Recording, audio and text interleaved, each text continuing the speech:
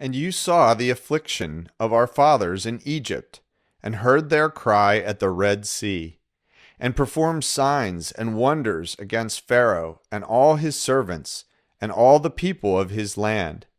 For you knew that they acted arrogantly against our fathers. And you made a name for yourself, as it is to this day. And you divided the sea before them, so that they went through the midst of the sea on dry land. And you cast their pursuers into the depths, as a stone into mighty waters. By a pillar of cloud you led them in the day, and by a pillar of fire in the night, to light for them the way in which they should go. You came down on Mount Sinai and spoke with them from heaven, and gave them right rules and true laws, good statutes and commandments.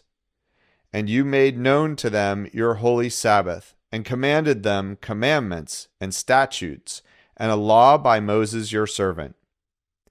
You gave them bread from heaven for their hunger, and brought water for them out of the rock for their thirst.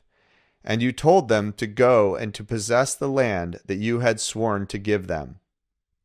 But they and our fathers acted presumptuously, and stiffened their neck, and did not obey your commandments. They refused to obey, and were not mindful of the wonders that you performed among them. But they stiffened their neck, and appointed a leader to return to their slavery in Egypt. But you are a God ready to forgive, gracious and merciful, slow to anger and abounding in steadfast love, and did not forsake them, even when they had made for themselves a golden calf, and said, "This is your God, who brought you out of Egypt," and had committed great blasphemies. You, in your great mercies, did not forsake them in the wilderness. The pillar of cloud to lead them in the way did not depart from them by day, nor the pillar of fire by night to light for them the way by which they should go. You gave your good spirit to instruct them, and did not withhold your manna from their mouth, and gave them water for their thirst.